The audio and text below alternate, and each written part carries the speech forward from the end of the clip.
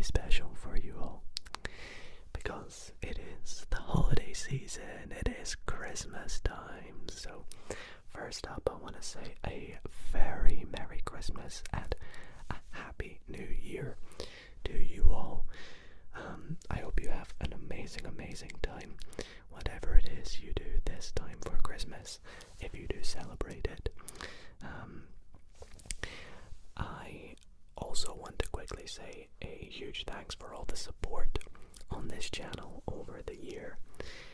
We did indeed make this channel and set it up this year, and the support on it has just been incredible. You guys have been loving these maths ASMR videos, and well, I love making them, and so I appreciate all the support you guys have been giving. Thank you all so much. This is going to be the last video of the year, and so I thought, it's not the last video ever, but the last video of the year at least. And so I thought we would do a bit of an ASMR Maths Christmas special. Now what do I mean by that? Well, we are indeed going to be solving some maths problems. Some maths problems as usual. However, with a bit of a twist. Every question or every problem is Christmas themed. They all are sort of classic math problems, but with a little bit of a Christmassy twist or aspect to it.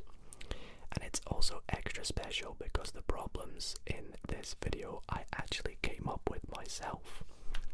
I put a lot of work into this video. I think I spent about, like 2 or 3 hours coming up with the questions and making them on this little sheet for you all. So if you guys want to try out the questions for yourself, I will pop a PDF in the description that you can download. Try out the questions, print it out, write on them, give it a go, and see how you get on. I will indeed solve them in this video, even though I made them, so I know how to do them. But as well as that, I'll pop my answers in the description as well as a PDF, so you can get without the answers or with, depending on what you prefer. And yeah, I hope you all do enjoy. If you do, be sure to leave it a big thumbs up. Be sure to subscribe if you do want to see more ASMR Maths videos here on the channel in the future. And without further ado, let's get started in some ASMR Christmas maths.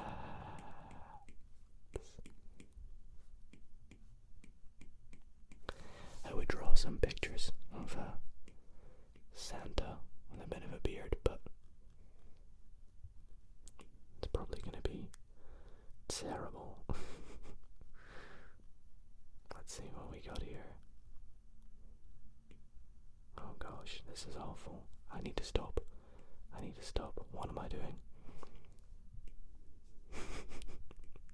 That'll have to do. That's Santa, apparently. Yeah, we need to give him some air. There we go. That's Santa. Oh boy, let's get into the questions. I hope you all also like this little Christmassy themed background I've got as well. So, okay, so let's grab ourselves a blue pen to write the answers in and get into question number 1. Now, question 1 says, Santa delivers presents and eats cookies across the world all in one night. He is planning how much time to spend at each house.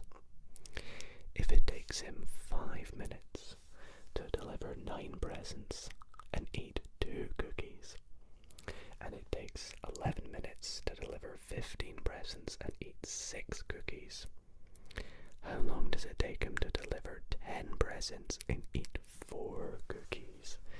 Okay, can you work out what kind of question or technique this involves?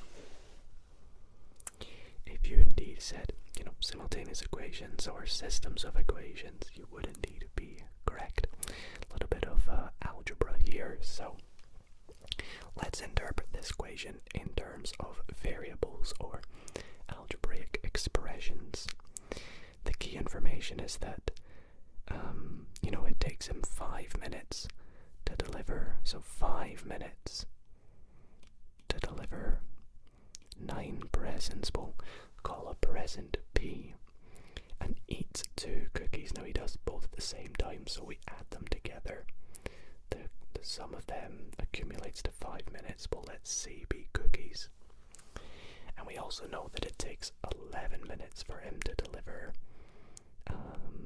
15 presents and eat 6 cookies. So we can already kind of see that they are some sort of ratio of each other. But how can we work out how long it takes for him to do 10 presents and eat 4 cookies? Well, we're going to do a little bit of simultaneous equations by rearranging these equations. So let's start by calling the top equation 1 and the bottom equation 2. And what I'm going to do here is rearrange the top equation by multiplying it by a factor of, let's say, 3. So if we multiply it by 3, we're going to get 15 is equal to 27b plus 6c. Second equation we're going to keep the same. We're going to have 11 is equal to 15b plus 6c. And then all we're going to do is take equation 1 and subtract it. We'll do 1 subtract 2. We'll do times 3, 1 subtract 2. So when we do this, we get 15 minus 11, which is 4, is equal to 27b minus 15b, which is 12b. And then 6c minus 6c is just 0c. So therefore, all we have to do is solve for b, which is the amount of time it takes to deliver 1 present, which is 4 divided by 12, which simplifies to a third. So it takes him 1/3 of a minute to deliver a present, or in other words, 20 seconds. So we have worked out how long it takes to deliver 1 present. Let's draw a line underneath this and work out how long it takes to eat 1 cookie. So I'm going to substitute B is equal to a third into, and let's go with equation 1 because it's got the smaller numbers. And this will help us work out what C is, i.e. the time taken to eat a cookie. Now if I had to guess, a cookie probably takes you at most a minute, so it probably shouldn't be longer than a present. But we'll find out, you never know. So it takes 5 minutes for 9 times a third plus 2c. Now 9 times a third is just 9 divided by 3, which is 3 plus 2c. Subtract 3 from both sides. 2 is equal to c, 2 is equal to 2c. So c is equal to 1, or in other words, 1 minute. So it takes him a minute to eat the cookies and a third, or 20 seconds, to deliver a present. Very nice. So all that's left for us to do now is substitute these values into 10b plus 4c. So 10 times, a third, plus 4 times 1 is equal to, now 10 times a third is going to be 10 over 3, and 4, I think for 4, I'm going to write that as a fraction of 3. Now 4 times 3 is 12, so we'll write it like 12 over 3.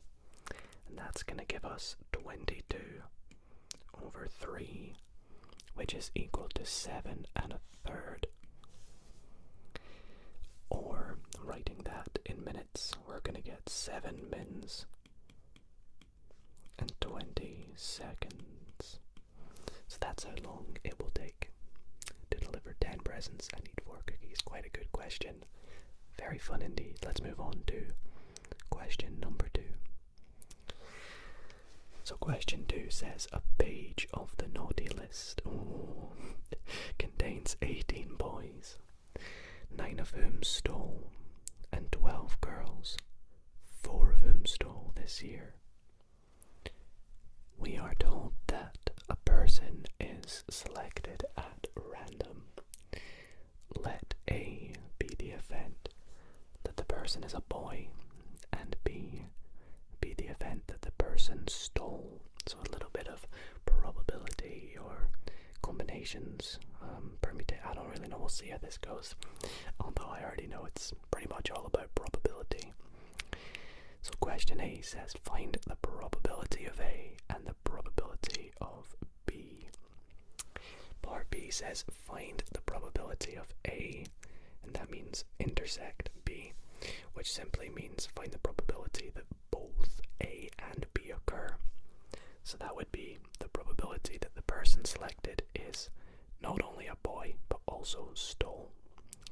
And then C is find the conditional probability of B given A. That's what that line means. So i.e. the probability that the probability that the person stole given the person that was picked is a boy. And then part D says, are the events A and B independent? Okay, so part A, let's get started. The probability of A is simply going to equal the likelihood that the person was a boy, basically. So what we need to do is determine the amount of people that are in there and do the probability that the person was a boy divided by the total sample space. So the sample space here is the number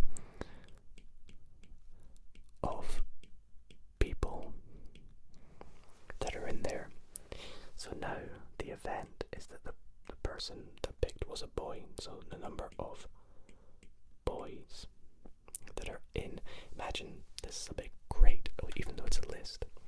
So the number of boys on the list are 18, and the total number of people on the list, the total number of things are, well, there's 18 boys and 12 girls, so that's going to be 30.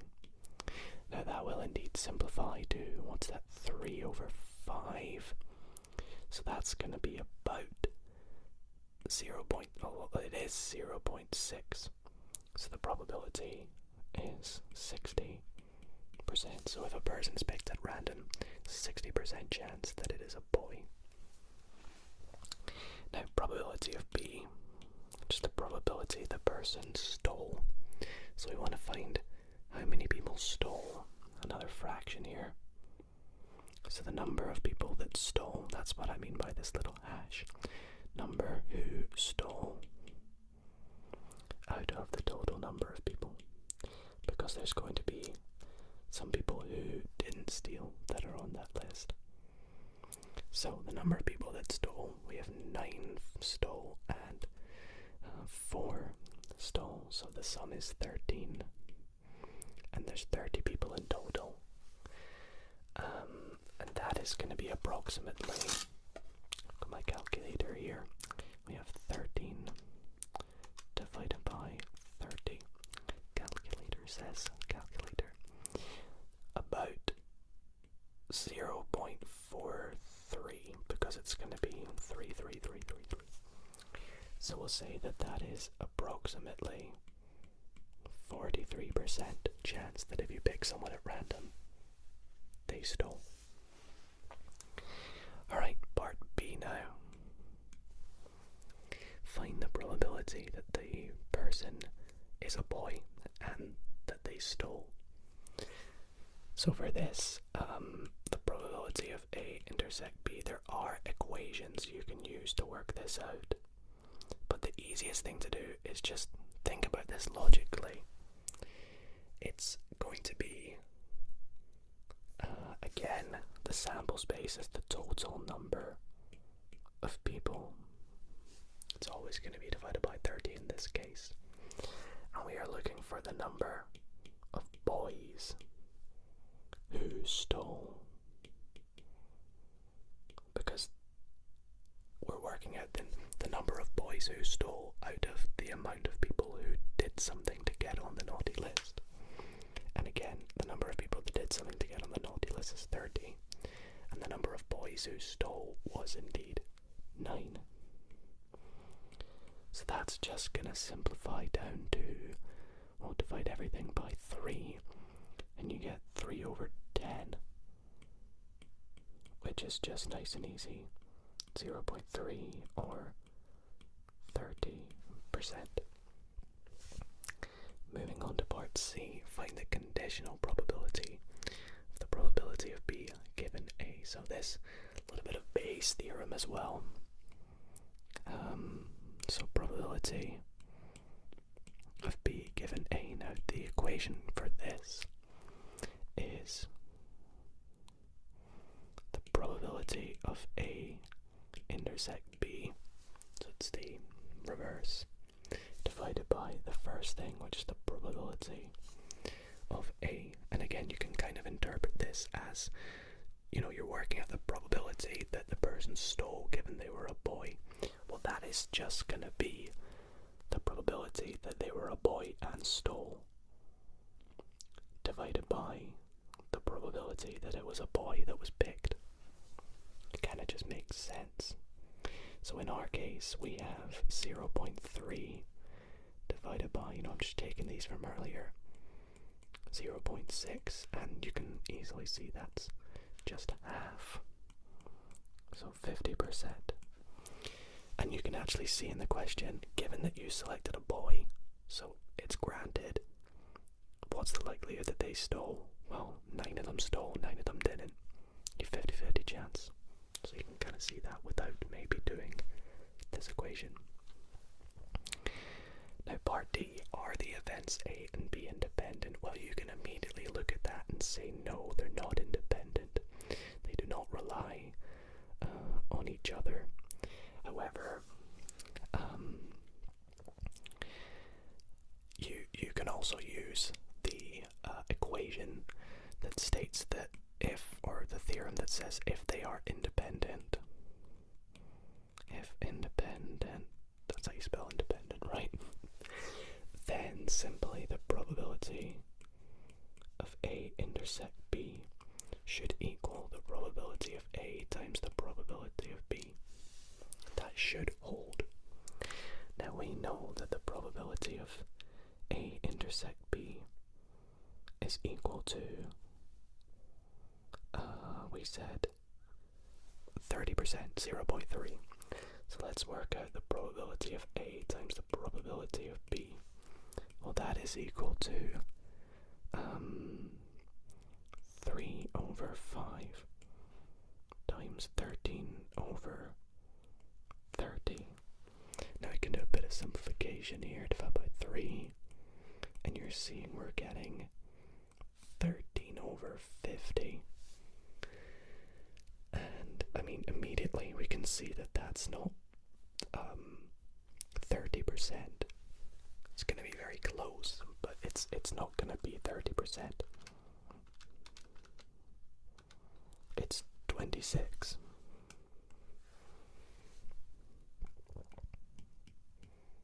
Let's make that a better 6. 26%. So, no, they are not independent, since we'll say 26% does not equal 30%. The theorem doesn't hold. Okay, let's move on to question 3 here. Starting to get a little bit more, let's say, calculus-y, which is the kind of area of maths I love. And we have here, I had a lot of fun making this question actually and designing it. So we have Santa needs a bigger sleigh this year, and so it is redesigned by one of his elves in the diagram shown below.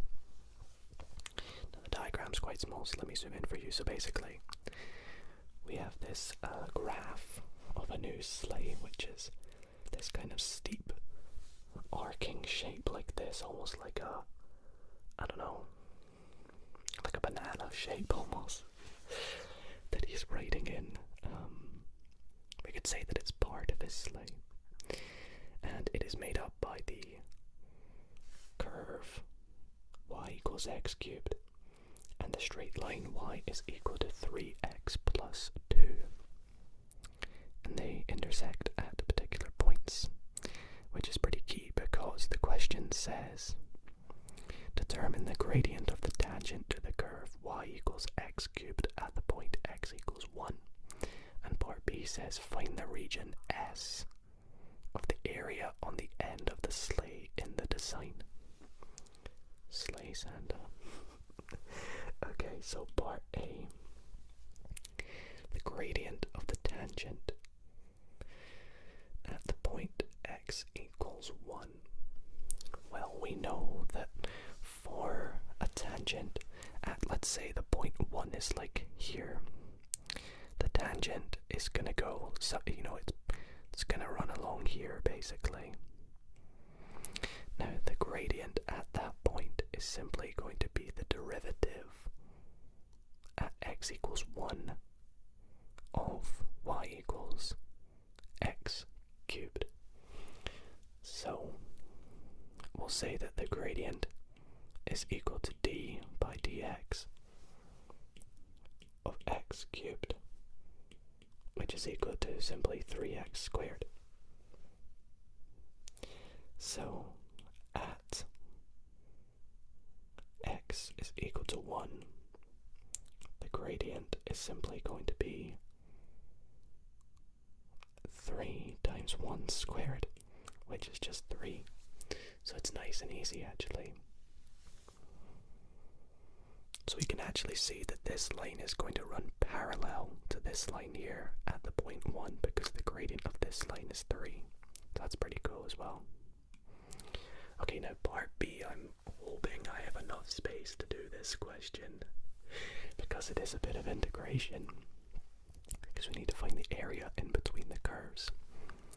Now the area between the curves is given by the derivative between the points that they meet with respect to x. So they meet at x equals minus 1 and x equals 2, and it is the difference between the upper curve subtract the lower curve. So what do I mean by that? Well, the upper curve is 3x plus 2 minus the lower curve, and the lower curve in our case is x cubed. So therefore that is going to equal, when we integrate, 3x integrates to 3 over 2x squared, 2 integrates to 2x, and minus x, x cubed is going to go minus 1 over 4x to the power of 4, increasing the power by 1, dividing by the new power. Pop the limits at the end, and now we just have a definite integral. Oops, this is minus 1. A definite integral that we solve by substituting in 2 first and subtracting the substitution with minus 1. So in our first bracket, substituting in 2, 2 squared is 4, 4 times 3 is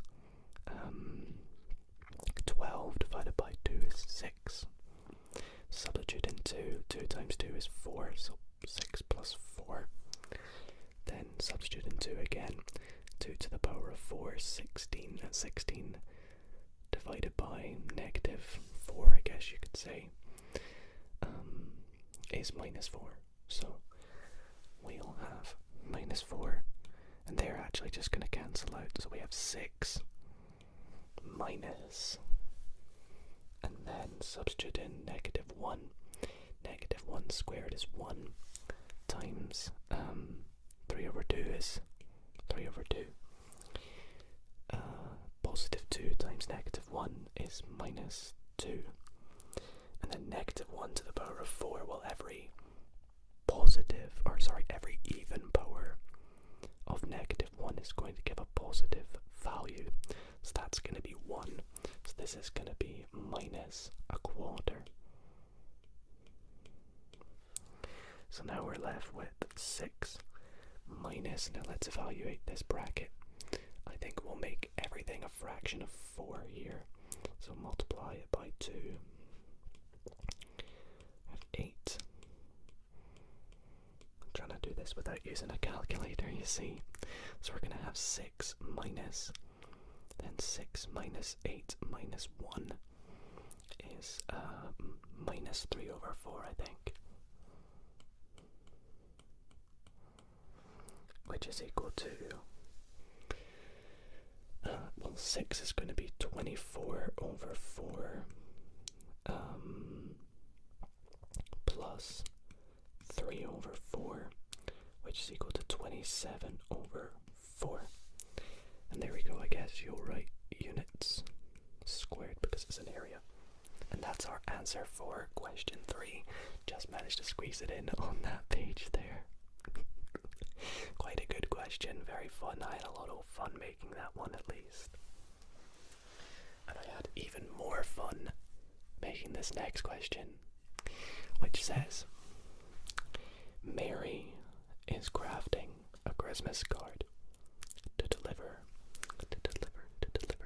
to her friends this Christmas. A diagram of the card is shown below, so we simply have this card. It's a sheet of card that's folded. It's resting on the side right now, like that way. A lot of Christmas cards go that way around.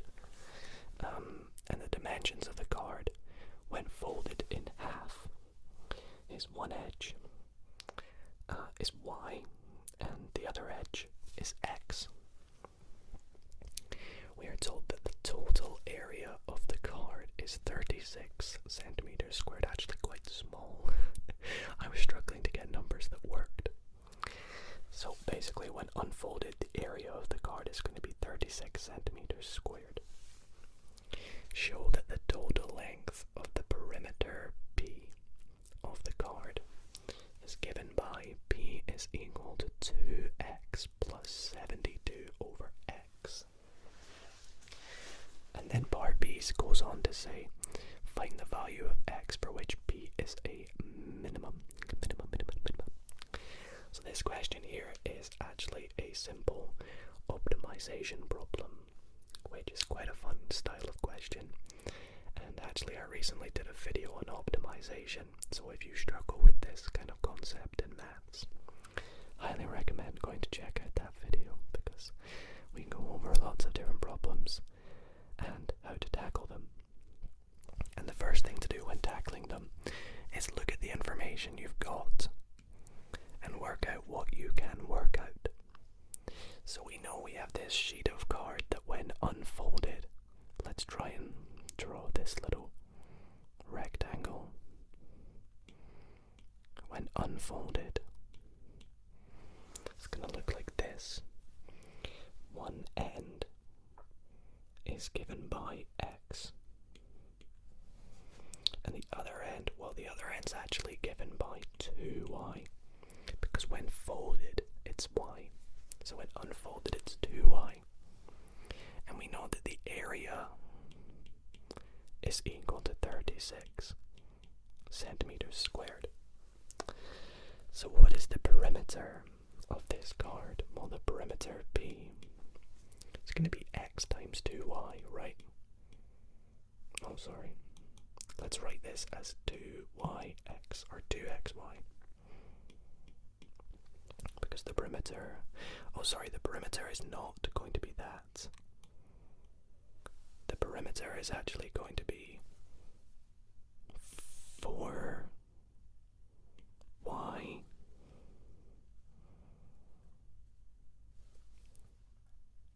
plus 2x, my bad. So, once we've got that,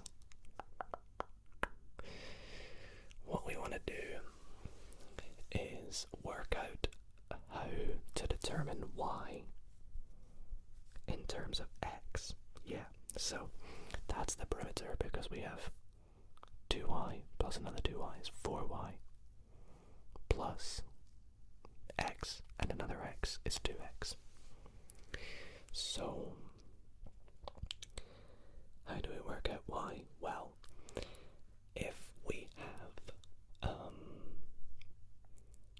let's see. So if we have the area is 36. The area is going to be 2xy, which is what I had before. So that is our area. And we can rearrange our area to solve for y. So y is going to be equal to 36 divided by 2x, which is going to be 18 over x. Very good. Now, when we substitute this back into p, we have p is equal to 4 times 18 over x plus 2x, and this should give us the perimeter in terms of x. So 4 times 18 is, I'm going to assume 72. Yeah, it will be, because times 2 is 36. Plus 2x, which is what we need as required. You know, it's just rewritten. It's pretty much the same. So that's part A. Part B asks us to find the value of x. So we want to find a number that x can be. Obviously, x is greater than 0. I probably should have actually written in the question x is greater than 0, because x can't be a negative value. So we want to work out a value of x for which the perimeter is as small as can be, but the area is still 36 centimeters squared. Okay, so we know that the minimum of an equation occurs when the derivative is equal to 0, because that is where the gradient is going to be equal to 0. If we have a graph, we have the minimum here. The gradient, or the tangent at that point, is going to be 0 when the derivative of the equation of that curve is equal to 0. So we'll say min occurs when p dashed x is equal to 0, or p dash. So p dash x is equal to, we want to find the derivative of that here. Now, the derivative is going to be, well, 2x goes to 2, so we're going to have 2 plus. Now, 72x, when we do the derivative, well, 72 divided by x is the same as 72x to the minus 1. So when we bring the negative 1 down to the front, we're actually going to get minus 72 divided by x squared. So that's the derivative of that. Okay, so we need that to equal 0. So that equals 0. So now we want to just solve for x squared. We want to work out what x is in this case. So what we want to do is let's take this over to the other side. So we're going to have 2 is equal to 72 over x squared. And then what we're going to do is we're going to multiply both sides by 1 over 72, which is the same as multiplying 1 over 72. So yeah, we'll get what we have here. We'll have x squared, I see, is equal to 6. Therefore, x squared is equal to 36. Therefore, x is equal to 6. So the minimum occurs when x is equal to 6 centimeters. There we go. Nice. So that is question number 4 complete. Question number 5. Hope you're enjoying so far. In the diagram below, N, E, and A represent the North Pole, Europe, and Africa, respectively. Africa is 2,500 kilometers due south of the North Pole. From A, the bearing of E is 72 degrees. From N, the bearing of E is 128 degrees. Calculate the distance between A and E. Okay, so let's take a look at our information. That's a lot of information, numbers, isn't it? So we have this diagram. We have the North Pole, which is directly north of Africa. So Africa is directly south, which we were told, and it's 2,500 kilometers away. In Santa Sleigh terms, we'll say. In Europe, well, we don't know what this length is, and we don't know what this length is, but we want to work out that length. Calculate the distance between A and E. We want to work out AE. Now we have one angle inside this triangle that it's made. You can see this sort of triangle here. ANE. Now it would help if we had some more angles in here, and we do. We are told that from N, the bearing of E is 128. So that basically means from the North Pole, the bearing to get to E, whoops, that made a nice dotted line. The bearing to get to E all the way around to there is 128. So because this is a straight line to get down to there, it's going to be 180 minus 128, which is simply 52. So therefore, the other angle is going to be, well, all angles in a triangle sum to make 180. So this is going to be, well, 72 plus 52 is 124. So this is going to be 56 degrees. Nice. Now, we have two angles and one length and an unknown length.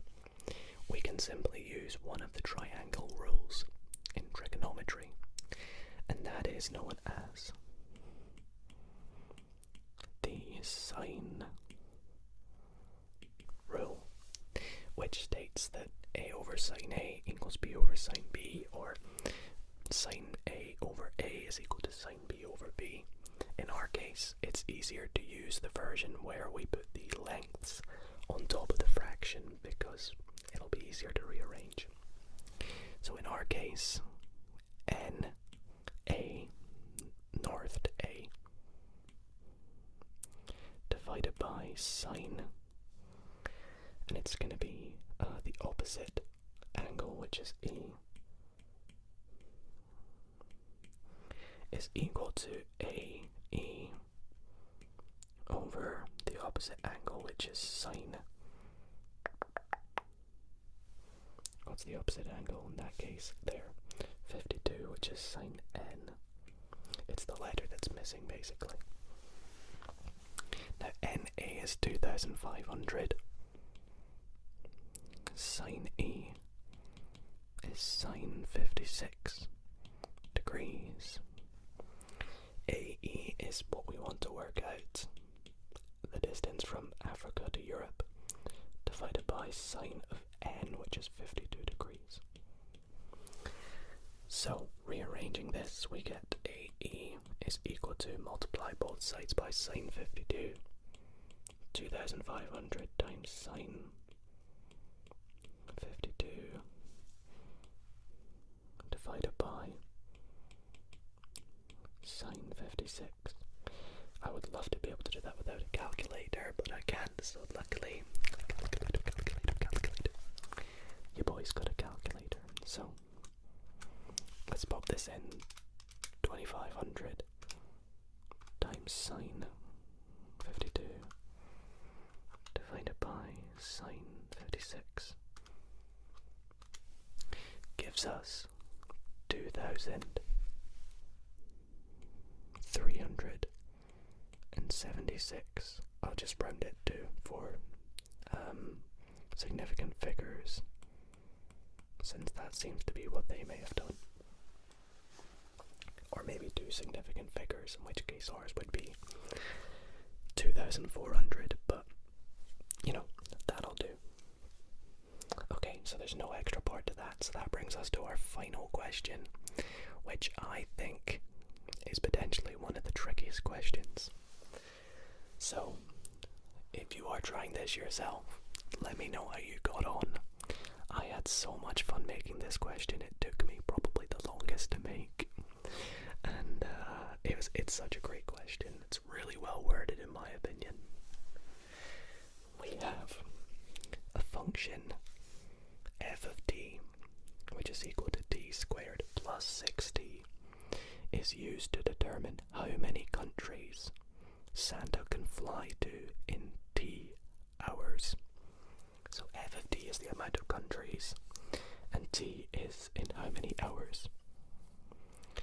In the world there are 195 countries. Santa needs to visit them all in 12 hours. He leaves at 10 p.m. Will he manage to visit them all? If so, by what time? And if not, how many will he make it to after 12 hours? Okay. So basically, part B is kind of a different related part, so we'll tackle part A first. So, Santa needs to go to all 195 countries in 12 hours. Will he make it? Well, let's first work out, will he make it to all? Will f of t be greater than or equal to 195 by the time t is 12? Well, simply substitute in 12, we get 12 squared plus 6 times 12, which, 12 squared is 144, and 6 times 12 is 72, and that gives, what does that give? 216. Yeah, 216, which is greater than 195. So after 12 hours, he could theoretically go to 216 countries. So yes, he will make it. But it says, if so, by what time? So we want to work out what time will he have finished the 195th country. Well, here, 195 is equal to our equation, which is t squared plus 6t. So all we have to do is simply solve for t. So let's take a look here. Could we do... I actually think I've found a faster way to do this. No, maybe not. I think what we need to do is do t squared plus 6t minus 195 is equal to 0. And then we're going to have to use the quadratic equation, because that does not look like it will factorize nicely. And I know it doesn't, because I made it. So, the quadratic equation is t is equal to minus b plus or minus the square root of b squared minus 4ac.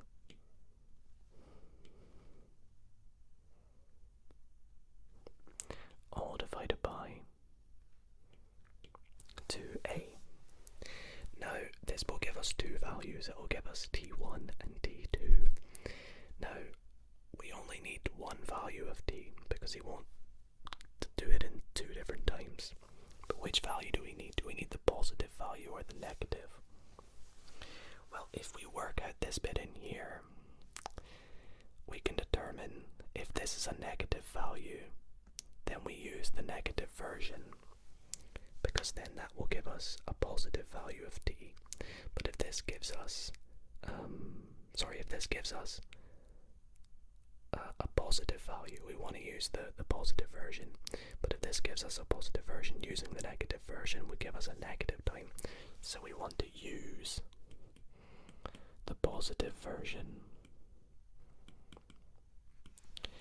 Again, if our square root gives us a positive value, which it will, if we were to subtract this from b, we would get a negative time.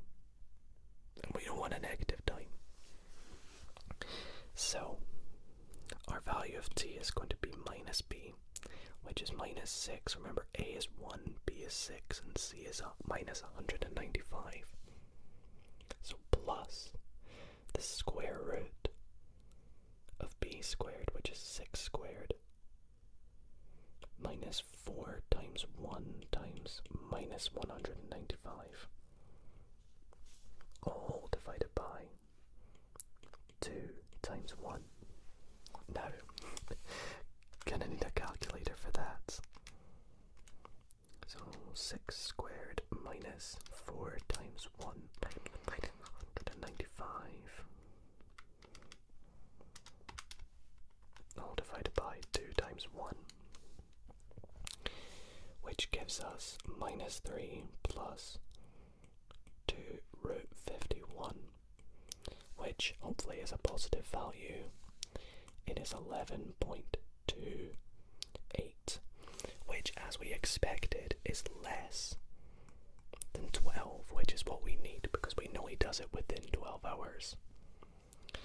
Now, that is not suitable as an answer because it says, what time will he do it by? We can't say at 11:28 hours in. What is this? Well, this is equal to 11 hours. And what is 1.28 of 60? Because 60 minutes in an hour. About, let's call it 17 minutes. Rounded. Now what is that after 10 p.m? Because we know he leaves at 10 p.m. Well, it's simply just going to be 43 minutes before 10 a.m, which is equal to 9:17 a.m. is what time he will complete it at. Okay, now part B has 2 parts to it. It says, Mrs. Claus suggests that the position of Santa's sleigh from a country at time t can be represented by the function g of t is equal to negative a third t cubed minus 8t squared minus 55t. Part I says derive a function to represent the velocity of the sleigh at time t. And part 2 says determine the maximum velocity Santa's sleigh can travel at in kilometers per second. Now, a little bit of physics working here, and derivatives. If we have the position of something, the velocity of it is the derivative of the position. So we'll say v is equal d dt of the function, which is negative a third t cubed plus 8t squared minus 55t. And that makes sense because if this is the position at time equals 0, that is going to give 0, which makes sense. So the velocity is going to equal g dash t, which is, we'll bring the power 3 down, we're going to get minus t squared plus 16t minus 55. Okay, so now that is part 1 done. Pretty easy actually. Part 2 asks us to work out the maximum velocity. So to work out the maximum velocity, again, like we did earlier, we know that the maximum will occur when the derivative of the velocity, which in our case is actually meant to be acceleration, will occur when, so we'll say when g double dash of t is equal to 0. So, and that makes sense. So, this is when we'll have minus 2t plus 16 is equal to 0.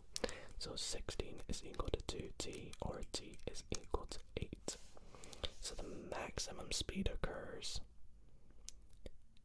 8 hours after he's left that country, I guess. So what is this speed? We want to work out the speed. Well, the speed, we just substitute in t. So the speed, we'll put v max is equal to g dash of 8, which is equal to minus 8 squared plus 16 times 8 minus 55. Now, not going to lie to you guys, I'm just going to use a calculator here. 8 squared, sorry, minus 8 squared. Now it's actually going to be minus 8 squared like that, plus 16 times 8 minus 55, which gives us 9. So it's going to be 9 kilometers per second, I think it was, yeah. And that is our final answer for the problems for question 6. So I really hope you all did enjoy all these Christmassy themed problems in tonight's video. I had a lot of fun making not only the questions, but also making this video for you all to enjoy, to relax and fall asleep to this Christmas. If you did enjoy, why not consider dropping the video a big thumbs up? It would mean a lot to me and would be a great way to give a little Christmas present this year. It's completely free. And other than that, I want to thank you all so much for watching. Wishing you a very, very Merry Christmas and a very Happy New Year. Have an awesome time, everybody. Again, PDFs to the questions and the answers will be down below if you want to try them out yourself.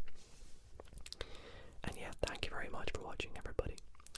Sleep